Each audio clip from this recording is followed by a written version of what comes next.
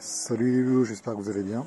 Donc il y a un an, je vous parlais de mon projet donc de stage 3 pour ma 335i N54. Voilà, avec un projet entre 550 et 600 chevaux aux roues. C'est ce que je souhaitais. Donc voilà, j'ai mis un an pour me décider quel turbo choisir.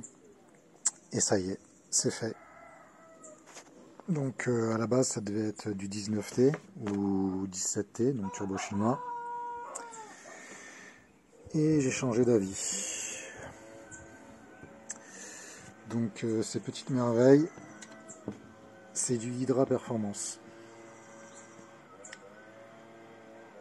Voilà, c'est juste, franchement la qualité est vraiment incroyable. Les Wiseguts, ça n'a rien à voir avec ce qu'on monte d'origine.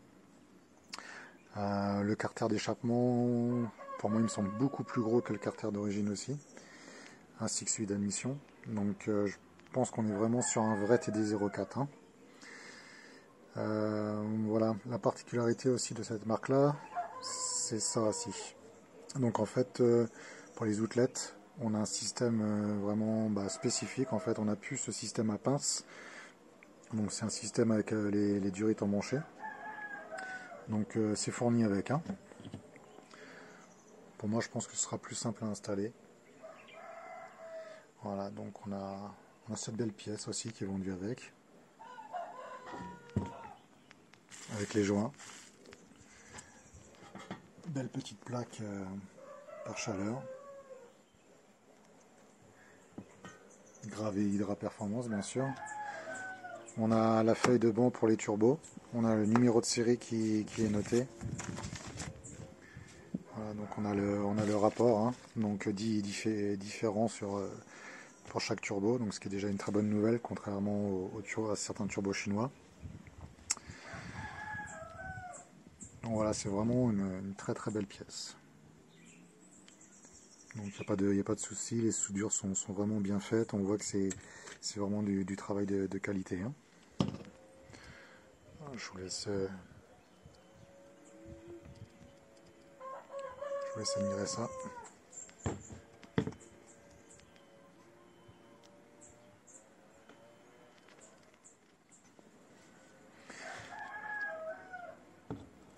Voilà. Donc bon, d'origine c'est vendu avec des colliers Serflex vraiment pas terribles, donc ça j'ai commandé des nouvelles pinces, en fait j'ai commandé des pinces comme ça. Ça c'est des pinces que j'avais déjà, mais voilà, je pense que sur ce type de turbo on peut pas mettre des colliers Serflex standard, je suis pas sûr que ça tienne avec le temps. Voilà, donc le projet stage 3 avance très bien, je pense que pour 2022 va être l'année où le stage 3 va sortir. Donc j'ai décidé de faire les choses bien aussi. Hein. Voilà. Donc les joints d'échappement, coussinet de bielle, tous les joints qui pourraient être utiles, flexible de frein bien sûr. Bon, les raccords d'huile, hein, je préfère les remplacer. Bien sûr les vis de bielle, capteur 3/5.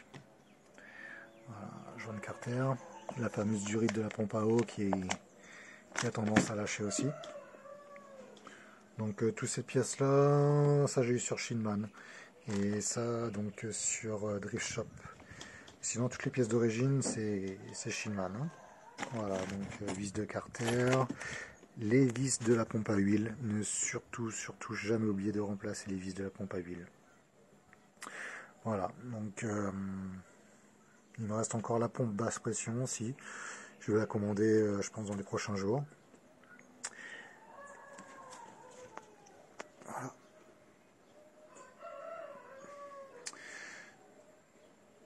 Voilà, donc la personne qui va s'occuper de la gestion, ça va être Ken Attison, donc Veg Performance. Donc j'ai suivi sur beaucoup de choses, j'ai suivi ses conseils. Actuellement, je suis donc en stage 2 MHD et j'ai la V10. Et oui, la V10, donc là on est le 3 janvier, la V10 n'est pas sortie, ça fait déjà 3 mois que je l'ai. Donc je fais partie des testeurs bêta. Donc c'est déjà sympa. Franchement, pour un stage 2, c'est vraiment bien. Problématique ici à La Réunion, c'est donc le Super Samplon 95.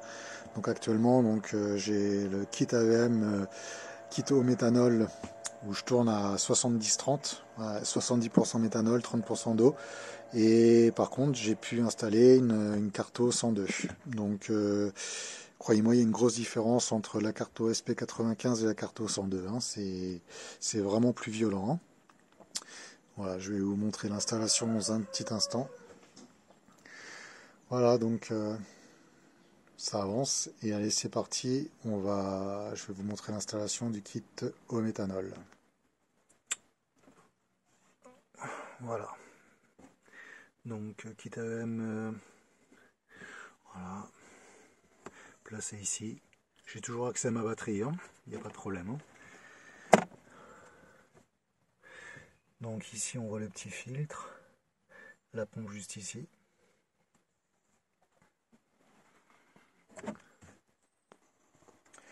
Voilà, donc ici, j'ai installé mon contrôleur.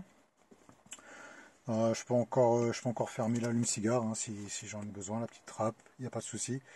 Est-ce qu'il est bien placé? Oui. Plutôt facile pour les réglages. Bon, après, c'est la petite LED. Hein.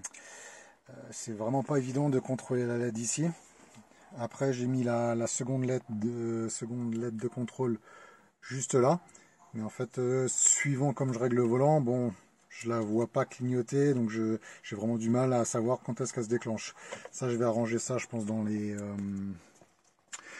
prochaines semaines. Mais bon, on va dire le gros du réglage est fait. Hein. Voilà, et je vais vous montrer un petit peu dans le compartiment moteur comment ça se passe. Voilà. Donc on va pas réussir à bien voir, mais j'ai deux buses. Hein. Donc j'en ai une ici et j'en ai une autre en dessous. Wow. Non, ça va être compliqué.